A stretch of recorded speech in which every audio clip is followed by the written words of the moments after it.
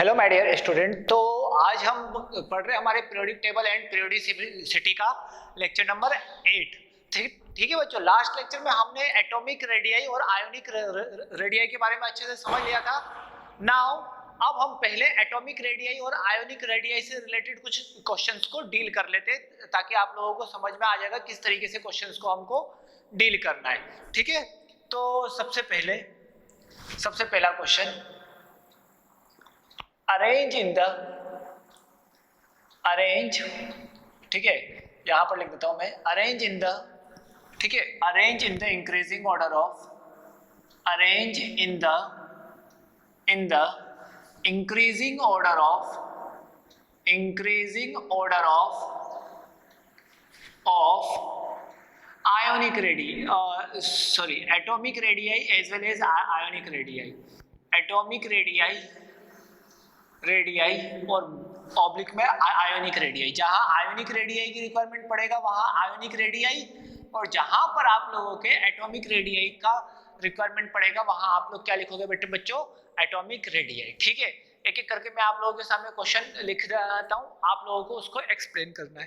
तो मैं आप लोगों के सामने कुछ क्वेश्चंस में लिख दिया करता हूं जिससे आपको समझ में आ जाएगा। तो सबसे पहला क्वेश्चन है हमारा, यहाँ पर सबसे पहला क्वेश्चन है H+ H एंड H-, ये है। दूसरा क्वेश्चन हमारा क्या है बच्चों, दूसरा क्वेश्चन मैं आप लोगों को बताता हूं। यहाँ पर दूसरा क्वेश्चन हमारा क्या होगा, सबसे पहले इसके बारे में सोच लो, H+ H और H-।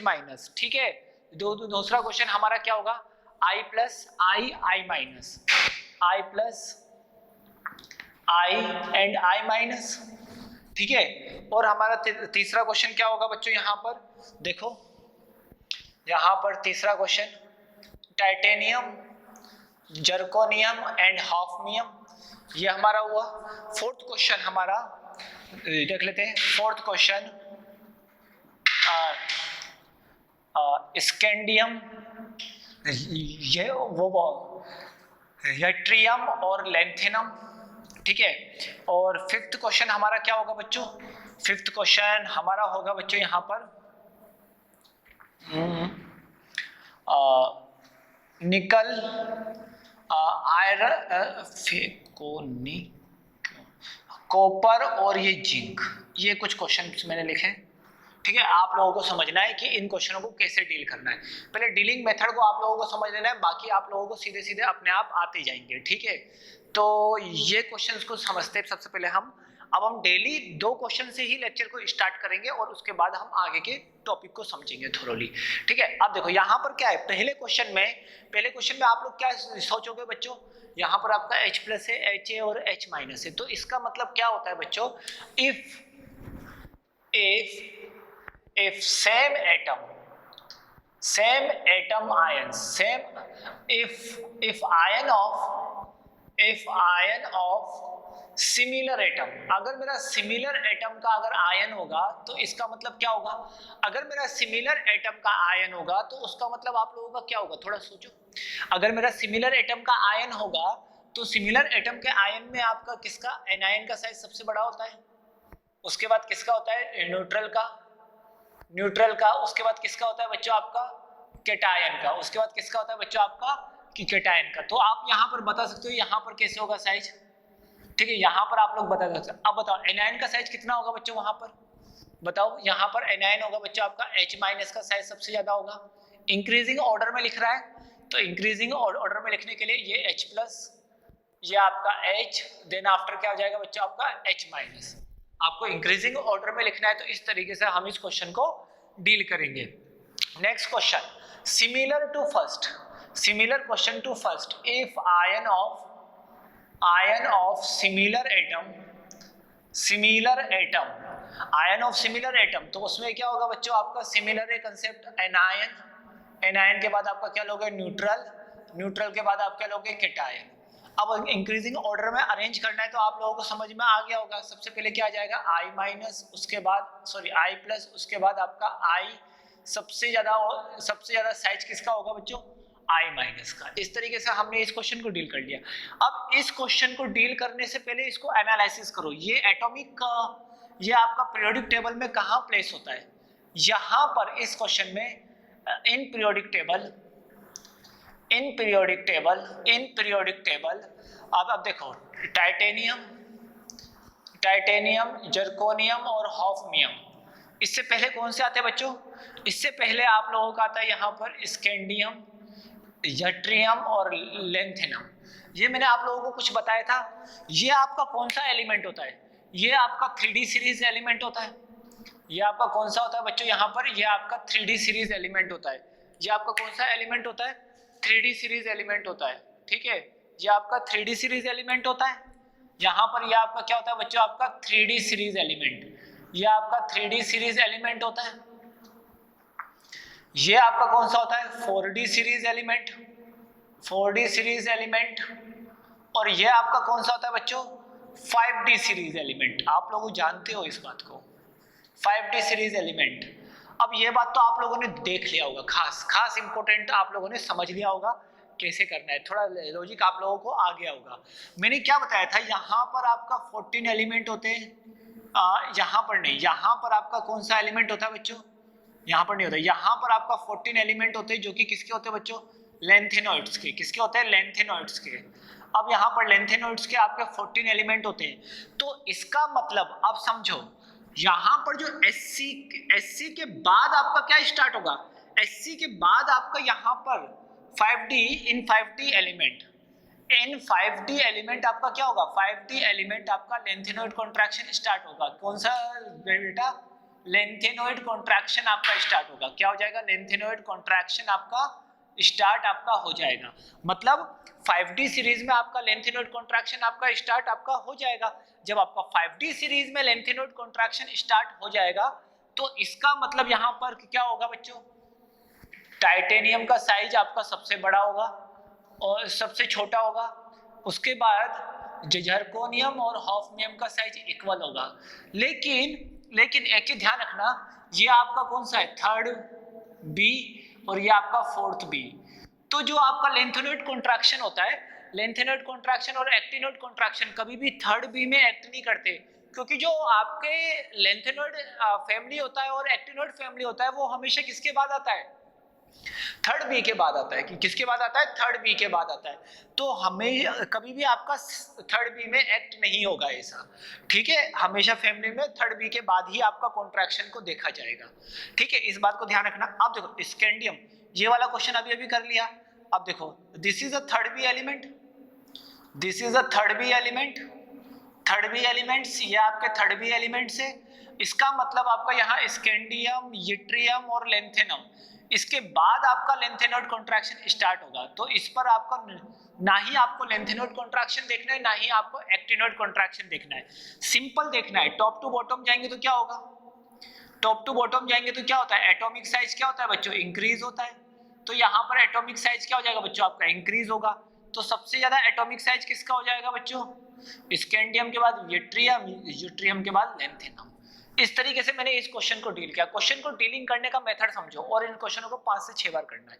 अब देखो निकल, कॉपर, जिंक। अब आप लोगों को अगर ध्यान से देखोगे, this is a 3D series, this is a 3D series. ध्यान से देखो।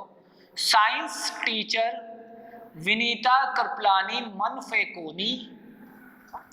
मन फेकोनी क्यों जान जलाती हो? देखो मैंने आपको बताया था क्यों जान जलाती हो, और ये एक्सेप्शंस में मैंने लिखवाए थे। मैंने ये आपको कहाँ लिखाए थे? एक्सेप्शंस में।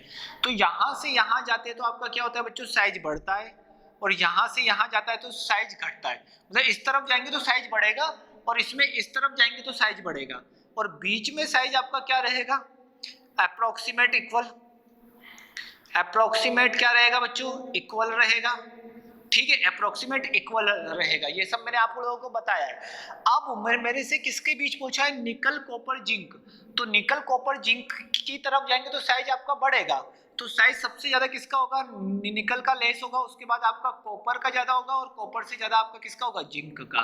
This is the answer of this question. तो आप लोगों को क्वेश्चन को किस तरीके से डील करना है वो आप लोगों को अभी समझ में आ गया होगा, किस तरीके से हमको क्वेश्चन को लेके चलना है। काफी सिंपल क्वेश्चन है, 1-2 बार करोगे तो आप लोगों को 100% आ जाएगा। ठीक है, अब हम चलते हैं बच्चों नेक्स्ट टॉपिक की ओर। नेक्स्ट टॉपिक की ओर मूव करते हैं बच्चों हम लोग, पीरियोडिक टेबल का आयोनाइजेशन एनर्जी। अब आयोनाइजेशन एनर्जी हमारी होती क्या है उसको समझते हैं। देखो नेक्स्ट हमारा पीरियोडिसिटी प्रॉपर्टी है बच्चों हमारा आयोनाइजेशन एनर्जी। तो इसका डेफिनेशन आप लोगों को ज्यादा अच्छे से फोकस कर लेना है, डेफिनेशन पे ज्यादा अच्छे से फोकस करिए बच्चों ताकि आपको समझ में आए। तो सबसे पहले डेफिनेशन में बता देता हूं, आयोनाइजेशन एनर्जी को अब हम समझते हैं बच्चों, आयोनाइजेशन एनर्जी। ठीक है, तो आयोनाइजेशन एनर्जी, आयोनाइजेशन एनर्जी। अब देखो आयोनाइजेशन एनर्जी हमारी होती क्या है बच्चों, उस बात को समझना है। सबसे पहले इसके डेफिनेशंस को बहुत ही अच्छे से समझेंगे, कंसेप्ट के जगह हम इसके डेफिनेशन पे फोकस करेंगे। तो आयोनाइजेशन एनर्जी आपकी होती क्या है बच्चों, देखो यहाँ पर बातों को ध्यान से समझना। जैसे आपका A+ कोई एटम है, ए से आपका क्या बना A+ और क्या बना बच्चों यहाँ पर electron.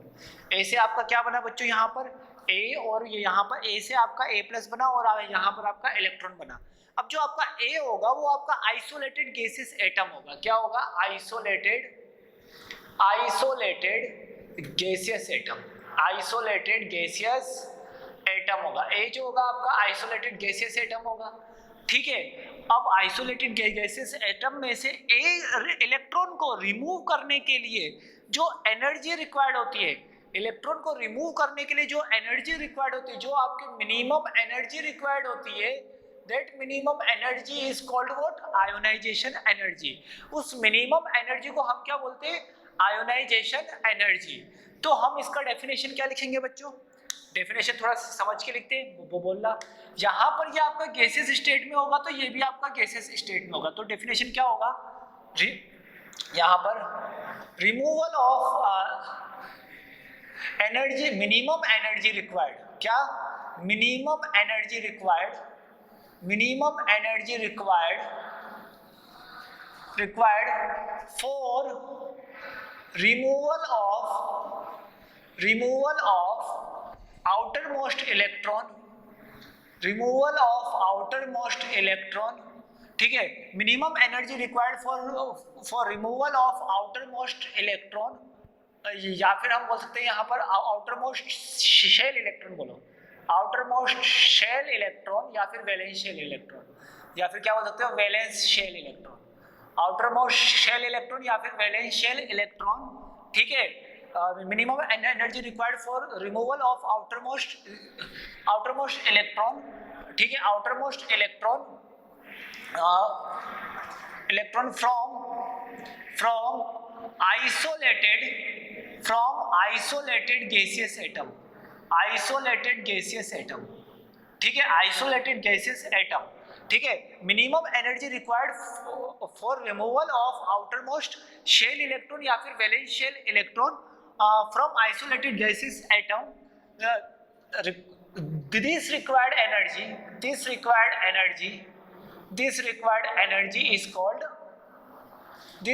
energy is called ionization energy. यही रिक्वायर्ड एनर्जी आपकी क्या हो जाती है बच्चों, आयोनाइजेशन एनर्जी हो जाती है। बात क्लियर है, this is a concept, this is a definition.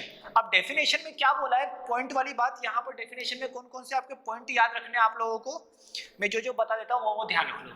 सबसे पहले आउटरमोस्ट शेल इलेक्ट्रॉन या फिर वैलेंस शेल इलेक्ट्रॉन, इस पॉइंट को ध्यान रख लो, ये आपका मिनिमम एनर्जी है। ठीक है, और यहाँ पर आइसोलेटेड गैसेस एटम।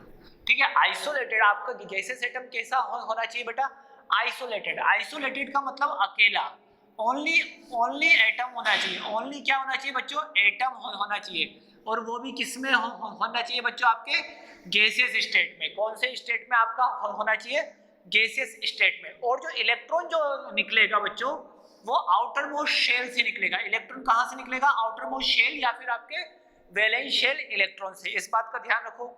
अब देखो मैं आपको एक क्वेश्चंस कराता हूँ, क्वेश्चन के थ्रू आप लोगों को कंसेप्ट काफी ज्यादा अच्छे से क्लियर हो जाएगा। तो देख लेते हैं यहाँ पर question, which of the following reaction, which of the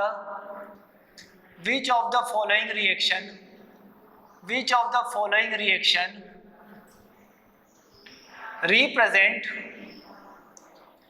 represent ionization energy कौन सी रिएक्शन आपके आयोनाइजेशन एनर्जी को रिप्रेजेंट कर रही है, ठीक है, कौन सी रिएक्शन आपके आयोनाइजेशन एनर्जी को रिप्रेजेंट कर रही है।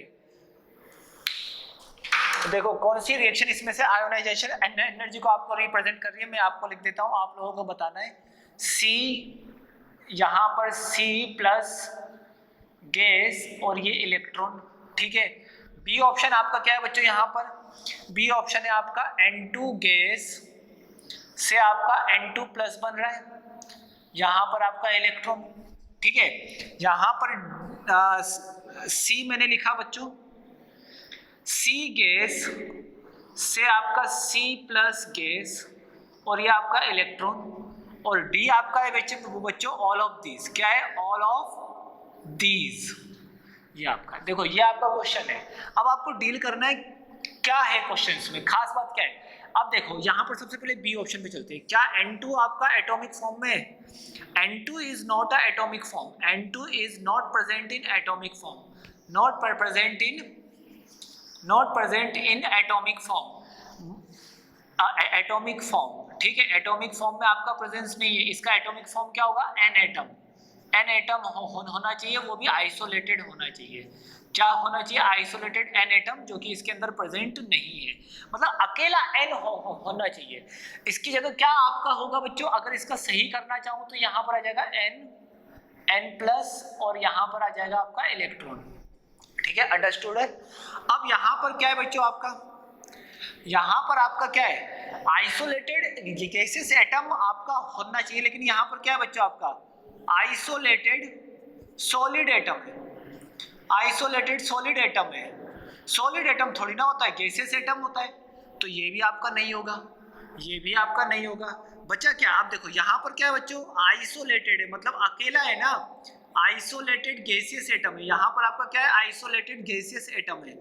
अब जब यहाँ पर आपका आइसोलेटेड गैसियस एटम में से एक इलेक्ट्रॉन को रिमूव किया है आउटर मोस्ट शेल से, तो यहाँ पर आपका आइसोलेटेड गैसियस एटम से रिमूव किया है, तो ये आपका आंसर करेक्ट होगा, ये आपका आंसर करेक्ट होगा, ठीक है। ये गलत क्यों हुआ, ये आपका कंबाइंड फॉर्म में, ये आपका n के साथ ही कंबाइंड फॉर्म में, एक्चुअली ये आपका डाई एटॉमिक फॉर्म में, हमको मोनो एटॉमिक फॉर्म में चाहिए होते सारे मुझको कहाँ चाहिए होते बच्चों, मोनो एटॉमिक फॉर्म में। तो इस कंसेप्ट को आप लोग थोड़ा अच्छे से समझो, इस डेफिनेशन को मैंने अच्छे से डिफाइन कर दिया, आउटर मोस्ट शेल और मिनिमम एनर्जी आप अपने आप पता पड़ जाएगा। लेकिन isolated gases atom, this is a special condition for this reaction, ठीक है, इसके लिए आपका स्पेशल कंडीशन है। अब हम आयोनाइजेशन एनर्जी का डेफिनेशन तो समझ चुके हैं, अब हम पॉइंट वाली बात करते हैं कि आयोनाइजेशन एनर्जी आपकी जो होती है बच्चों, वो एक्चुअली में होती क्या है। मैं आप लोगों को धीरे धीरे और मैं बताता हूँ। अब देख लेते हैं आगे का कंसेप्ट। आगे का कंसेप्ट हमारा क्या है, आयोनाइजेशन एनर्जी के समझना। जैसे मैंने late assume consider an atom, मैंने एक एटम को कंसीडर कर लिया, कंसीडर एन एटम ए, मैंने एक ए एटम को कंसीडर कर लिया। जब मैंने ए एटम को कंसीडर किया तो यहाँ पर मैंने लिख दिया, इसका आयोनाइजेशन करा देता हूँ, ये आपका गैसियस एटम है, ठीक है, यहाँ से आपका ए प्लस बना और यहाँ से क्या निकला होगा, इलेक्ट्रॉन, ये आपका गैसियस आयन होगा, और यहाँ पर जो आयोनाइजेशन एनर्जी होगी दैट इज मिनिमम, ठीक है, ये मैंने आप लोगों को लिखवा दिया।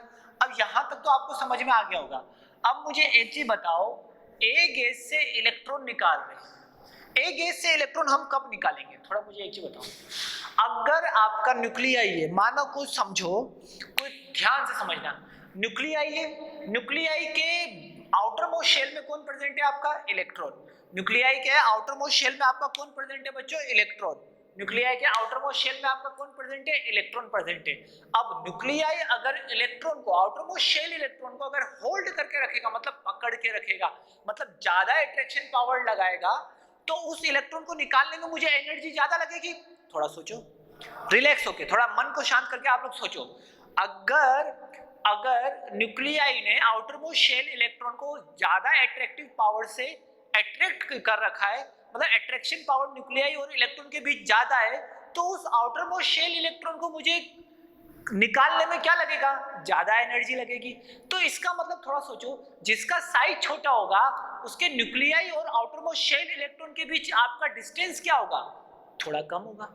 सोचो, जिसका साइज छोटा होगा उसके न्यूक्लियाई और जो आउटरमोस्ट शेल इलेक्ट्रॉन है उसके बीच का जो साइज वो डिस्टेंस होगा, that will be what, minimum, that will be what, minimum distance. वो अगर आपका मिनिमम डिस्टेंस हुआ तो वहां पर अट्रैक्शन पावर हाईली वर्क करेगा, इसका मतलब इलेक्ट्रॉन को निकालने में दिक्कत ज्यादा होगी। तो कहीं ना कहीं आपको ये कंसेप्ट के बारे में नॉलेज हो रहा होगा कि अगर मेरा साइज जितना कम होगा उतना ज्यादा मेरा आयोनाइजेशन एनर्जी बढ़ेगा। समझ में आया? जितना कम मेरा साइज होगा उतना ज्यादा मेरा आयोनाइजेशन एनर्जी बढ़ेगा।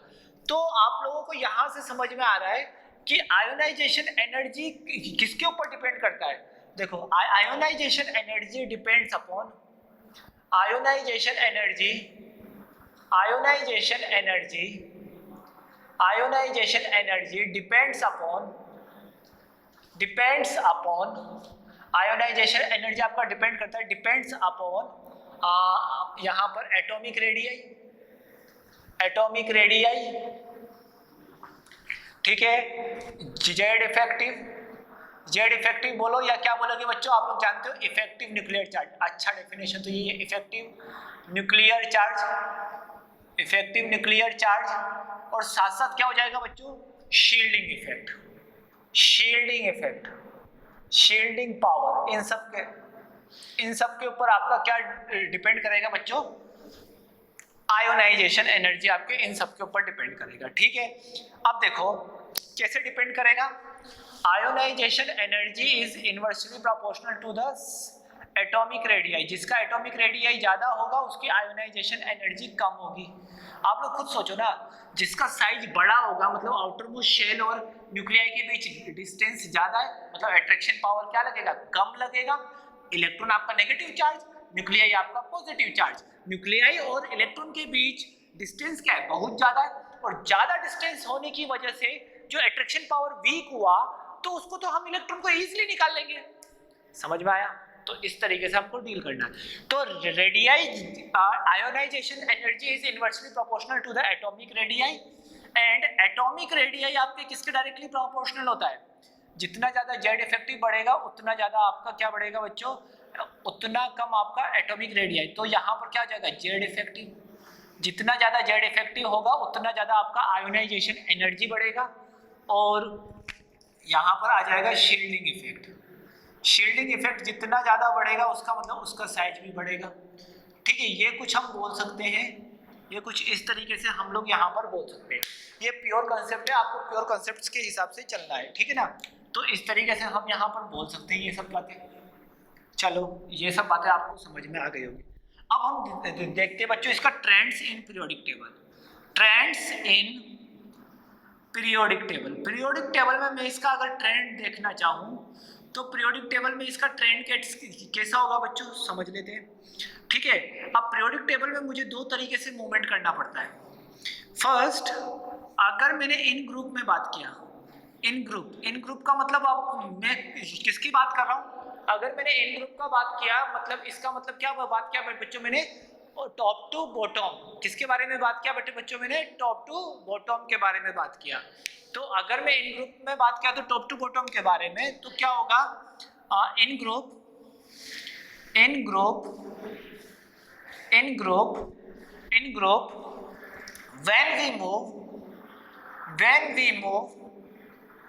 when we move downward in periodic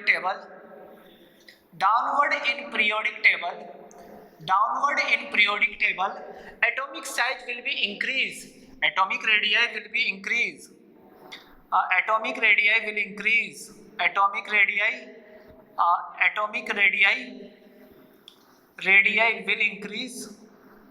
will increase, hence आपका क्या हो जाएगा बच्चों, आपका ionization energy will decrease, ionization energy will decrease, ionization energy will decrease, ionization energy will decrease. अब आपको समझ में आ गया होगा किस तरीके से मुझको करना है, तो समझ में आया होगा। अगर मैं ग्रुप में बात करूंगा तो ग्रुप में क्या होगा, in group when we move downward to the periodic table आपका एटॉमिक रेडियाई बढ़ेगा, और एटॉमिक रेडियाई बढ़ेगा तो आयोनाइजेशन एनर्जी आपकी 100% डिक्रीज होगी। ठीक है, ये तो था मेरा इन ग्रुप के बारे में। अगर मैं बात करूं यहाँ पर इन पीरियड्स के बारे में, तो इन पीरियड में किस तरीके से आपका ट्रेंड चलने वाला है बच्चों, इन पीरियड्स में आपका किस तरीके से ट्रेंड चलने वाला है उसको समझ लेते हैं। अगर मैं बात करूं इन पीरियड्स, अगर मैं बात करूं इन पीरियड, ठीक है, इन पीरियड्स, ठीक है, इन पीरियड्स, पीरियड्स में क्या होगा बच्चों समझना, अगर मैं पीरियड्स में अगर मैं बात करूंगा तो मैं कौन से कॉलम की बात करूंगा, वर्टिकल कॉलम या फिर हॉरिजॉन्टल कॉलम, मैं बात करूंगा हॉरिजॉन्टल के बारे में, हॉरिजॉन्टल डायरेक्शन के बारे में बात करूंगा। तो समझना इन पीरियड, पीरियड में क्या होता है, in period, in period when we move, when we move, when we move in left to right direction, left to right direction, अगर जैसे ही मैं लेफ्ट टू राइट डायरेक्शन में मूव करता हूं तो आपका क्या होता है बेटा, जेड इफेक्टिव आपका इंक्रीज करता है, आपका क्या होता है बच्चों यहाँ पर जेड इफेक्टिव विल इंक्रीज, मैं कैसे लिख रहा हूं उस चीज को समझना, जेड इफेक्टिव विल इंक्रीज, और जेड इफेक्टिव विल इंक्रीज,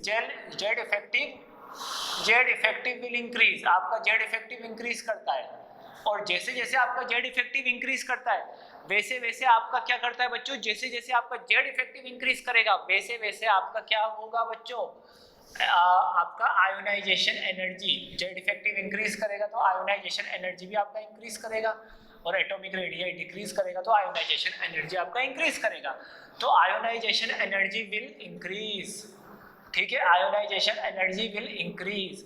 तो अगर मैं इसका दोनों का जनरल ट्रेंड को समझना चाहूँ तो तरीके से, तो ये हम बोल सकते हैं, ये हम बोल सकते हैं यहाँ पर दोनों के जनरल ट्रेंड को तो तरीके से बोलना चाहे तो हम ऐसा बोल सकते हैं। अगर मैंने बात किया इन पीरियड्स, इन पीरियड्स की मैंने बात की, किसकी बात की मैंने, इन पीरियड्स में, तो इन पीरियड्स में यहाँ से यहाँ जाएंगे तो आपका क्या होगा, यहाँ से यहाँ जाएंगे तो क्या होगा बच्चों, यहाँ पर यहाँ से यहाँ जाएंगे तो आपका क्या होगा, आपका आयोनाइजेशन एनर्जी इंक्रीज कर जाएगी, और अगर मैं टॉप टू बॉटम जाऊंगा तो आपका आयोनाइजेशन एनर्जी डिक्रीज करेगी, मतलब मुझे आयोनाइजेशन एनर्जी बढ़ाने के लिए ऊपर की ओर जाना पड़ेगा, ठीक है, तो आयोनाइजेशन एनर्जी आपकी ऊपर की डायरेक्शन में आपका इंक्रीज करेगा, ठीक है। तो ये तो था हमारा इन पीरियड में वो क्या बोलते हैं, इन पीरियड में आयोनाइजेशन एनर्जी का ट्रेंड, जो ये आयोनाइजेशन एनर्जी का ट्रेंड है, this is what general trend, this is what general trend, ये आपका जनरल ट्रेंड है। अब इसमें कुछ ना कुछ एक्सेप्शंस होंगे, एक्सेप्शंस को डील कर लेते हैं। तो यहाँ पर कुछ ना कुछ आपके एक्सेप्शंस होते हैं, तो बात को ध्यान से समझना, एक एक करके मैं सारे एक्सेप्शन बताऊंगा। तो सबसे पहले मैं आपको बताता हूँ एक्सेप्शन इन ग्रुप, ग्रुप में एक्सेप्शन, ठीक है। तो exception in ionization energy, exception in trends of ionization energy, ठीक है। अब देखो exception in trends of ionization energy, अब समझना ग्रुप में बात कर रहा हूँ मैं, किसकी बात कर रहा हूँ बच्चों, अगर मैं ग्रुप में बात करूँ मतलब टॉप टू डाउन की बात करूंगा, ठीक है, इन ग्रुप, अब ध्यान से समझना एक चीज, ग्रुप में जब भी आपके आयोनाइजेशन एनर्जी का एक्सेप्शन आएगा तो वो 100% आपके डी ब्लॉक के पुअर शील्डिंग और एफ ब्लॉक के पुअर शील्डिंग की वजह से आएगा। ध्यान से समझना कि ये ग्रुप में कब आएगा बच्चों, यहाँ पर लिख लेना नोट डाल के, यहाँ पर नोट डाल के मैं लिखवा देता हूँ, नोट डाल के लिखवा देता हूँ, इन ग्रुप रीजन हमेशा क्या होगा, पुअर शील्डिंग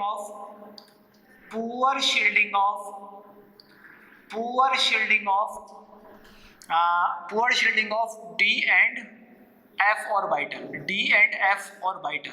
डी और एफ ऑर्बिटल का पुअर शील्डिंग, इसका मतलब क्या होगा, हेंस इसका मतलब क्या होगा, Z effective will high, Z effective value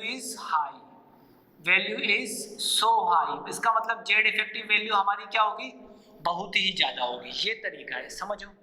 in group की बात करते हैं, अब हम इन ग्रुप के बारे में बात करते हैं, बहुत ही बढ़िया, बहुत ही आसान है, सिंपल है।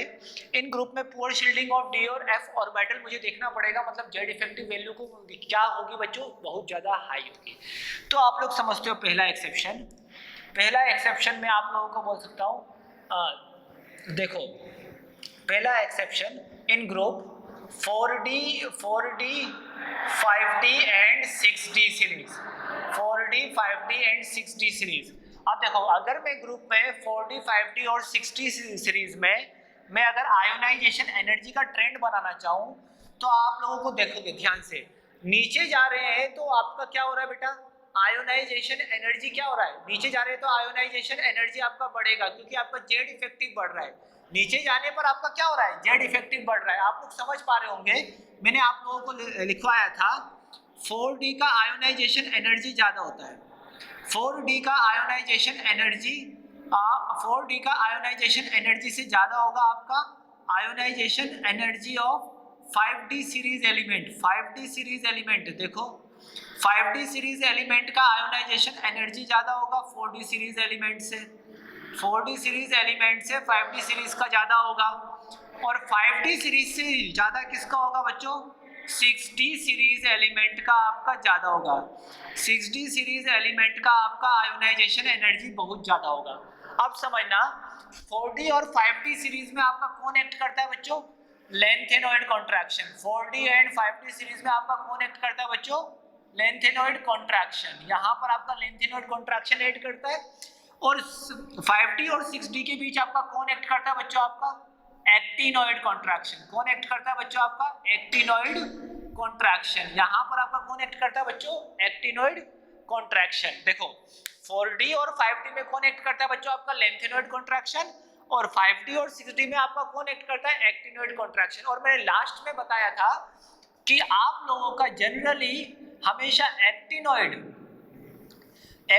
की वजह से एक्टिनॉइड का आपका ज्यादा इफेक्टिव होता है। इफेक्ट आपका किसका ज्यादा होता है बच्चों, ये भी बताया था, इफेक्ट आपका एक्टिनॉइड का ज्यादा होगा as compare to lanthanoid, as compare to lanthanoid. क्यों, क्योंकि ये आपका 5F होता है, 5F होगा, और यहाँ पर आपका 6F हो, यहाँ पर आपका 4F होगा। तो शील्डिंग पावर किसमें सबसे ज्यादा वीक होगी, शील्डिंग पावर किसमें सबसे ज्यादा वीक होगी, सिंपली बोलूं तो शील्डिंग पावर किसकी ज्यादा स्ट्रॉन्ग होगी, शील्डिंग पावर किसकी ज्यादा स्ट्रॉन्ग होगी, ये बता दो। चलो शील्डिंग पावर आपकी किसकी ज्यादा अच्छी होती है बच्चों, शील्डिंग पावर होती है आपके 4F की ज्यादा। तो वीक आपकी किसकी हुई, 5F की।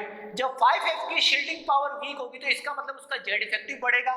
तो इसका मतलब आप बताओ जेड इफेक्टिव किसका ज्यादा होगा, जेड इफेक्टिव आपका 5F का ज्यादा होगा एज कंपेयर टू 4F। तो 5F में आपका जेड इफेक्टिव बढ़ जाता है। और मैंने क्या बताया था, size will remain constant, size can be remain constant. यहां पर इसके बारे में लिखा देता हूं, यहां पर इसके बारे में लिखा देता हूं। यहां पर क्या होगा, यहां पर आपका क्या होगा बच्चों, इस ग्रुप में इसी के लिए मैंने नोट डाल के लिखा था, ग्रुप में हमको कैसे देखना है ये अब आप लोगों को समझ में आ गया होगा। नोट डाल के देख लो, इसको ऐसे देखना होता है नोट डाल के, ठीक है। लेकिन मैं इसके बारे में बता रहा हूँ। अब देखो इसमें क्या होगा, size will remain constant, size of 6D series element, 6D series element is approximate equal to size of 5D series element, size of 5D series element, ठीक है। और approximate equal to size of 4D series element, size of 4D series element। तो यहाँ पर आपका size approximate equal हो सकता है, साइज रिमेन इक्वल, बट आपका क्या होगा, बट आयोनाइजेशन एनर्जी आपका इस तरीके से चलेगा, क्योंकि आयोनाइजेशन एनर्जी आपका जेड इफेक्टिव पे इफेक्टिव होगा, जेड इफेक्टिव पे ज्यादा फोकस करना है, ठीक है। इस बात को ध्यान रखो, बहुत ही ज्यादा इंपॉर्टेंट है, ये आपका इंपॉर्टेंट है, ठीक है। इसी तरीके से ये तो था हमारा किसमें ट्रेंड बच्चों, ग्रुप में, ये तो था हमारा किसमें, ग्रुप में। अगर मैं बात करूं पीरियड में ट्रेंड्स, तो पीरियड्स में कैसे होगा, पीरियड्स में हम ट्रेंड्स को कैसे आइडेंटिफाई करेंगे, तो देख लेते हैं एक एक करके। थोड़ा सा पहले इसको आप लोग लिख लो, देख लेते हैं हम लोग, समझ लेते हैं इसको हम कैसे करना है हमको, ठीक है। आप देख लेते हैं यहाँ पर पीरियड्स में कैसे होगा बच्चों। यहाँ पर आप देखो, जहाँ पर आपका पीरियड्स में देखो, पीरियड्स में मैं आप लोगों को बता देता हूँ, ठीक है। यहाँ पर सेकंड, सेकंड देख लेते हैं एक्सेप्शन इन पीरियड्स में, ठीक है, इन पीरियड्स में। तो समझ लेते हैं इन पीरियड्स में क्या होगा बच्चों, ठीक है। अगर मैं बात करूं पीरियड्स में, तो पीरियड्स में क्या होगा बच्चों, आप लोगों को देखना पड़ेगा यहाँ पर कि यहाँ पर आप लोगों को सिंपली ध्यान रखना पड़ेगा इलेक्ट्रॉनिक कॉन्फ़िगरेशन। क्या ध्यान रखना पड़ेगा, इलेक्ट्रॉनिक कॉन्फ़िगरेशन। तो in period we have to see electronic configuration of element. हमको इलेक्ट्रॉनिक कॉन्फ़िगरेशन एलिमेंट का क्या करना पड़ेगा, देखना पड़ेगा। बस इतना ध्यान रखो, इलेक्ट्रॉनिक कॉन्फ़िगरेशन ऑफ एलिमेंट हमको देखना पड़ेगा। तो देखते हैं किसे, पहले हम लोग समझते हैं इसको अच्छे से, फिर उसके बाद आप लोगों को समझ में अपने आप आ जाएगा। पहले ट्राई करो आप लोग बस। अब देखो in period we have to see what, electronic configuration of element. तो मैं एक बार आप लोगों के सेकंड पीरियड का मैं एज ए एग्जांपल ले रहा हूँ, ठीक है। एग्जांपल लेता हूँ बच्चों मैं सेकंड पीरियड का। तो सेकंड पीरियड एलिमेंट आपके कौन कौन से होते हैं, सेकंड पीरियड एलिमेंट आपके कौन कौन से होंगे बच्चों, थोड़ा समझते हैं। सबसे पहले आपका होगा लिथियम, लिथियम के बाद बेरिलियम, बेरिलियम के बाद बोरोन, बोरोन के बाद कार्बन, कार्बन के बाद नाइट्रोजन, ऑक्सीजन, देन आपका फ्लोरीन, देन आफ्टर आपका नियोन। ये होगा यहाँ पर नियोन, ऑक्सीजन फ्लोरीन नियोन, यहाँ बना ऑक्सीजन फ्लोरीन नियोन। अब अगर मैं इसका इलेक्ट्रॉनिक कॉन्फ़िगरेशन लिखना चाहूंगा तो थोड़ा इलेक्ट्रॉनिक कॉन्फ़िगरेशन के बारे में हम समझते हैं। इलेक्ट्रॉनिक कॉन्फ़िगरेशन हम कैसे लिखेंगे बच्चों, देखते हैं। इसका काफी इजी है। हीलियम के बाद क्या आ जाएगा 2s1, यहाँ पर हीलियम के बाद क्या आ जाएगा 2s2, यहाँ पर हीलियम के बाद क्या आ जाएगा बच्चों 2s2 2p1, ये मैंने सिखाया आप लोगों को। यहाँ पर क्या आ जाएगा बच्चों 2s2 2p2, यहाँ पर क्या आ जाएगा 2s2 2p3, यहाँ पर क्या आ जाएगा बच्चों हीलियम के बाद 2s2 2p4, यहाँ पर क्या आ जाएगा हीलियम 2s2 2p5, और यहाँ पर क्या आ जाएगा हीलियम का आपका 2s2 2p6। अब थोड़ा मैं ऑर्बिटल्स के बारे में चलता हूँ। Which electronic configuration is more stable? कौन सा इलेक्ट्रॉनिक कॉन्फ़िगरेशन आपका ज्यादा स्टेबल है? तो आप थोड़ा अगर ध्यान से देखोगे तो यहाँ पर ये आपका हाफ फील्ड इलेक्ट्रॉनिक कॉन्फ़िगरेशन है। ये आपका कौन सा है, हाफ फील्ड इलेक्ट्रॉनिक कॉन्फ़िगरेशन है, ठीक है, हाफ फील्ड इलेक्ट्रॉनिक कॉन्फ़िगरेशन है। और ये आपका कौन सा है बच्चों, यहाँ पर फुल फील्ड इलेक्ट्रॉनिक कॉन्फ़िगरेशन। ये आपका कौन सा है बच्चों, फुल फील्ड इलेक्ट्रॉनिक कॉन्फ़िगरेशन। बात समझ में आई? ये आपका हाफ फील्ड इलेक्ट्रॉनिक कॉन्फ़िगरेशन है, बट ये आपका कौन सा है, फुल फील्ड इलेक्ट्रॉनिक कॉन्फ़िगरेशन। और ये सारे के सारे, और ये वाला भी आपका कौन सा हो जाएगा बच्चों, फुल फील्ड की कैटेगरी में। इसको भी हमने किस में डाला, फुल फील्ड की कैटेगरी में डाला। तो अब देखो थोड़ा सा समझना, ये वाला आपका कौन सा हो जाएगा, ये वाला आपका हो जाएगा पार्शियली, ये वाला आपका हो जाएगा पार्शियली फील्ड, ये वाला भी आपका क्या हो जाएगा बच्चों, आपका पार्शियली फील्ड,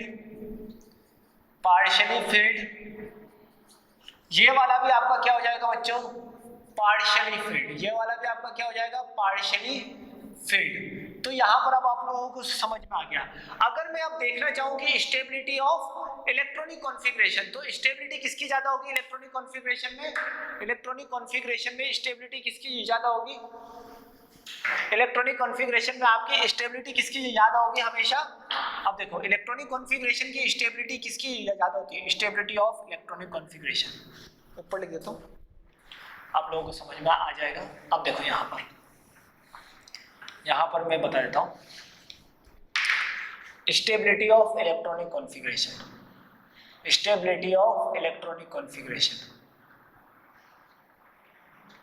अब बताओ कि किसका सबसे ज्यादा होगा, स्टेबिलिटी ऑफ इलेक्ट्रॉनिक कॉन्फ़िगरेशन आपका सबसे ज्यादा होता है फुल फील्ड का, सबसे ज्यादा होता है फुल फील्ड का। उसके बाद किसका होता है बच्चों, हाफ फील्ड का। उसके बाद किसका होता है बच्चों, पार्शियली फील्ड का। उसके बाद किसका होता है बच्चों, पार्शियली फील्ड का। ये मैंने बेसिक में सिखाया था आपको, उसको ध्यान रखना है, ठीक है, मैंने बोला भी था वो काम आएगा। तो ये आपका इस तरीके से। अब इसमें समझते बच्चों, मैं कोई आपको कर्व मैं इसका ड्रॉ करता हूँ ताकि आप लोगों को समझ में आ जाए। तो मैं कुछ आयोनाइजेशन एनर्जी से रिलेटेड मैं आप लोगों के सामने कर्व ड्रॉ करता हूँ। ताकि आपको समझ में आ जाएगा। अब देखो यहाँ पर आयोनाइजेशन एनर्जी, यहाँ पर एटॉमिक नंबर, यहाँ पर एटॉमिक नंबर 3, 4, 5, 6, 7, 8, 9, 10। अब लिथियम का एटॉमिक नंबर कितना है? 3, इसका 4, इसका 5, इसका 6, इसका 7, इसका 8, इसका 9 और इसका 10। ठीक है, इस तरीके से आपका एटॉमिक नंबर है। तो इस एटॉमिक नंबर के बारे में समझ लेते हैं हम लोग यहाँ पर। तो एटॉमिक नंबर इस तरीके से है। तो लिथियम का यहाँ मान लिया आयोनाइजेशन एनर्जी। इसके बाद आपका क्या होता है? बेरिलियम का यहाँ होता है कुछ। बेरिलियम के बाद आपका बोरोन का थोड़ा सा नीचे आता है। मैं बताऊंगा, ग्राफ को मैं अच्छे से बताऊंगा, पहले समझ लो। बोरोन के बाद आपका कार्बन का क्या होगा? थोड़ा ऊपर जाएगा। कार्बन के बाद आपका किसका होगा बच्चों? नाइट्रोजन। नाइट्रोजन का आपका थोड़ा ऊपर जाएगा इस तरीके से, और ऑक्सीजन का आपका थोड़ा सा नीचे आएगा। फिर आपका वो हेलोजन का थोड़ा ऊपर जाएगा। देन आफ्टर आपका नियोन का। मतलब आप देखो, अब देखो यहाँ पर मैं इसको मिलाता हूँ।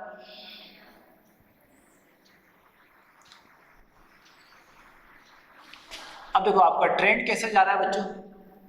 यहाँ पर आपका लिथियम है, यहाँ पर आपका बेरिलियम है, यहाँ पर आपका बोरोन है, यहाँ पर आपका बोरोन के बाद आपका कौन सा? कार्बन है, यहाँ पर आपका नाइट्रोजन है, यहाँ पर ऑक्सीजन है, यहाँ पर फ्लोरीन है और यहाँ पर नियोन है। तो यहाँ पर आपको क्या देखने को मिल रहा है? आप लोग समझ सकते हो बच्चों, यहाँ पर आपको क्या देखने को मिल रहा है? कुछ एक वेरिएशन देखने को मिला। यहाँ आपको एक नया वेरिएशन देखने को मिला। दो जगह आपको वेरिएशंस देखने को मिले। दो जगह आपको टोटल वेरिएशंस आप लोगों को देखने को मिल रहे हैं। दो जगह आपको वेरिएशन देखने को मिल रहे हैं, इस चीज को समझो।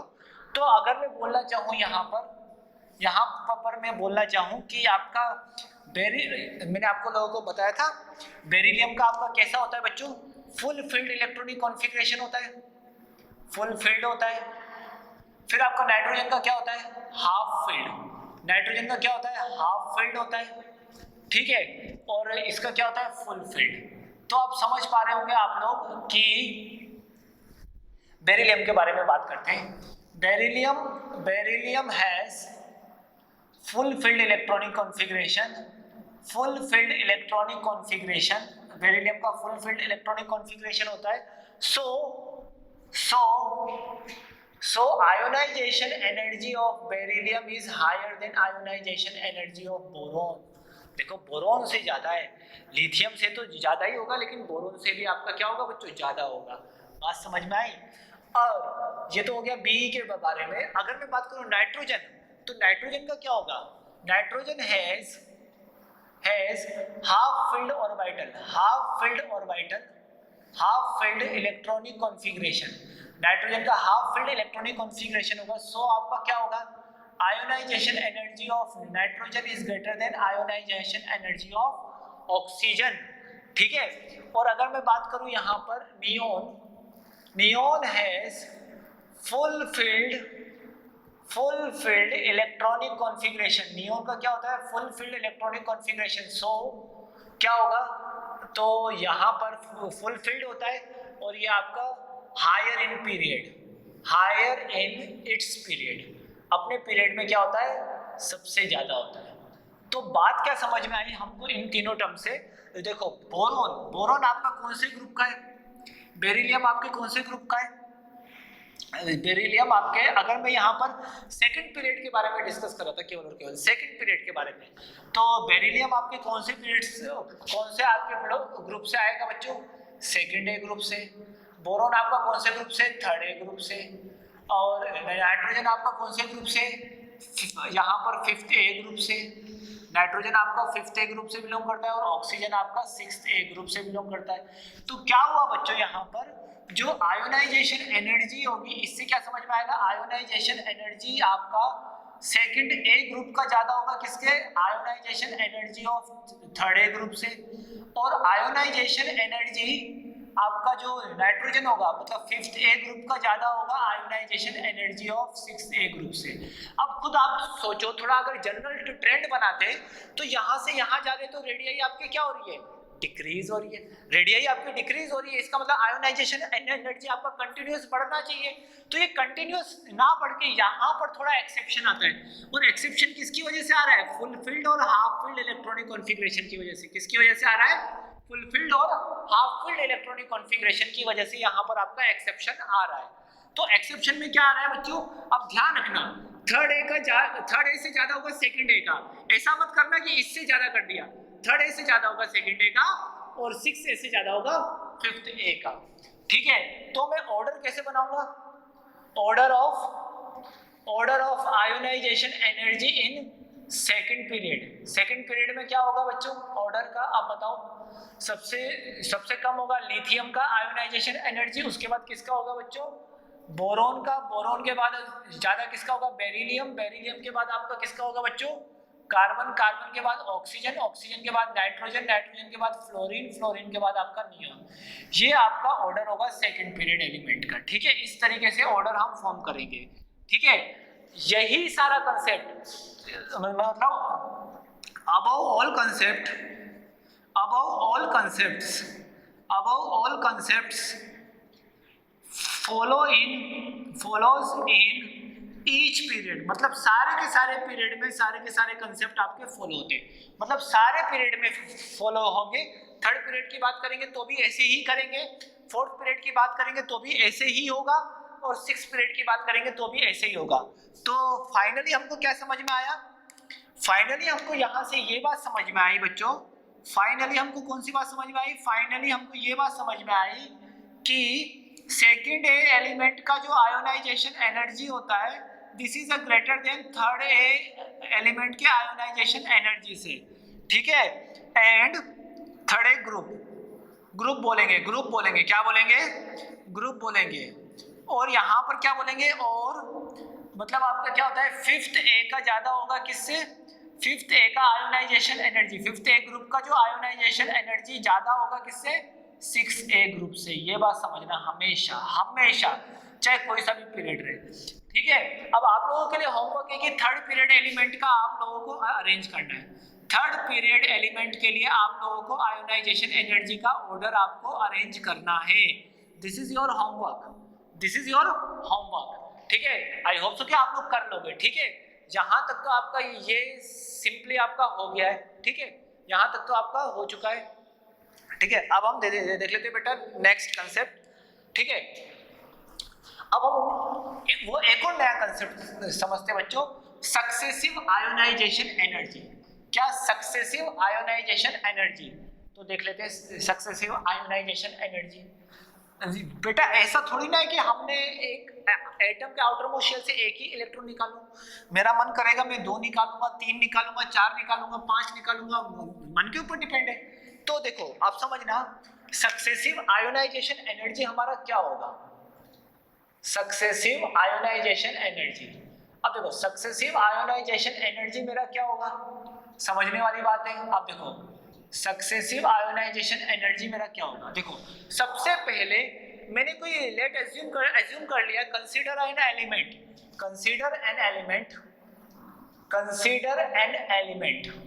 एक एलिमेंट को मैंने कंसीडर किया, कंसीडर एन एलिमेंट ए। अब देखो ए में से आइसोलेटेड गैसेस एटम है, ए में से जब मैंने एक इलेक्ट्रॉन को निकाला तो यहाँ पर इलेक्ट्रॉन आ जाएगा। ठीक है, अभी मैंने एक को ही निकाला, this is called ionisation energy 1। अब ए प्लस में से फिर इसमें से अगर मैंने एक इलेक्ट्रॉन को निकाला तो क्या आ जाएगा बच्चों? यहाँ पर A+2 और electron, this is called ionisation energy 2। फिर मैंने क्या किया बच्चों? यहाँ पर फिर अगेन मैंने A+2 गैसियस स्टेट में से मैंने फिर आपका एक इलेक्ट्रॉन निकाला तो A+3 इलेक्ट्रॉन बना, that is called ionisation energy 3। और अब मैंने A+3 गैसियस स्टेट से फिर मैंने एक और इलेक्ट्रॉन निकाला, दैट इज कॉल्ड, यहाँ पर ये आपका इस तरीके से हो जाएगा, काफी इजी है। एक इलेक्ट्रॉन फिर निकाला, that is called ionisation energy 4। ठीक है, ये आपका इस तरीके से होगा कि consider an element A.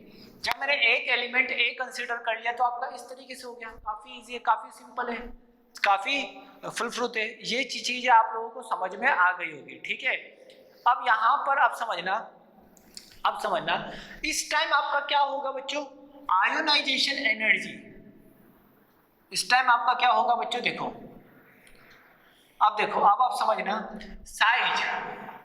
Size पहले थोड़ा, साइज ऑफ गैसीय आइसोलेटेड, यहाँ पर गैसियस एटम, गैसियस एटम्स का साइज क्या होगा बच्चों। हम किस में से इलेक्ट्रॉन को निकाल रहे हैं, हम इलेक्ट्रॉन किस में से निकाल रहे हैं, इलेक्ट्रॉन के साइज के ऊपर, मतलब एटम के साइज के ऊपर डिपेंड करेगा कि इलेक्ट्रॉन कितनी आसानी से निकाल सकते हैं। तो किसके ऊपर डिपेंड करेगा, इससे निकाल रहे हैं हम इलेक्ट्रॉन, इलेक्ट्रॉन हम किससे निकाल रहे हैं बच्चों, इससे निकाल रहे हैं। तो बताओ इन सब में साइज ऑफ इलेक्ट्रॉन किसका होगा, एक A+3, एक है मेरा A+2, एक है मेरा A+1, एक है मेरा A। अब बताओ साइज किसका सबसे ज्यादा होगा, साइज इसका सबसे ज्यादा होगा। अब साइज अगर A का सबसे ज्यादा है, if size maximum, if size आपका क्या होगा बच्चों, मैक्सिमम होगा, इसका मतलब साइज अगर मैक्सिमम होगा तो न्यूक्लियाई इलेक्ट्रॉन को उतना होल्ड करके नहीं रख पाएगा, हम इजीली रिमूव कर सकते हैं। Hence we can remove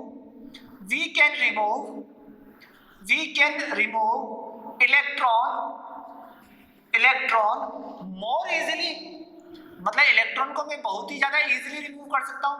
इसका मतलब आयोनाइजेशन एनर्जी क्या हो जाएगी बच्चों, सो आयोनाइजेशन एनर्जी विल डिक्रीज, हमारा आयोनाइजेशन एनर्जी क्या हो जाएगा, डिक्रीज हो जाएगा। इसका मतलब अगर मैं बनाना चाहूं कि order of ionization energy, successive ionization energy, तो किसकी सबसे ज्यादा होगी बच्चों, IE4 की होगी, ठीक है। उसके बाद किसकी होगी, IE2 की होगी, उसके बाद IE3 की होगी, IE1 की होगी, उसके बाद आपका IE2 का, IE1 और इसके बाद IE3 गायब कर दिया मैंने, सॉरी IE3 की होगी, फिर 2 की होगी, फिर आपके 1 की होगी। This is the order of ionization energy. ये आपका आयोनाइजेशन एनर्जी का एक परफेक्ट और यही आपका ऑर्डर होता है, एक परफेक्ट ऑर्डर। तो यहाँ तक आप लोगों को कल कवर कर लेना है बच्चों। नेक्स्ट लेक्चर में मैं इससे रिलेटेड क्वेश्चंस आप लोगों से लूंगा, ठीक है। तो इसीलिए यहाँ तक आप लोगों को कवर कर लेना है, नेक्स्ट लेक्चर में मैं इससे रिलेटेड क्वेश्चन लूंगा। आई होप कि आपको यहाँ तक अब समझ में आया होगा। आज थोड़ा थियरी है, कल फिर क्वेश्चन स्टार्ट करेंगे। So thanks for watching this.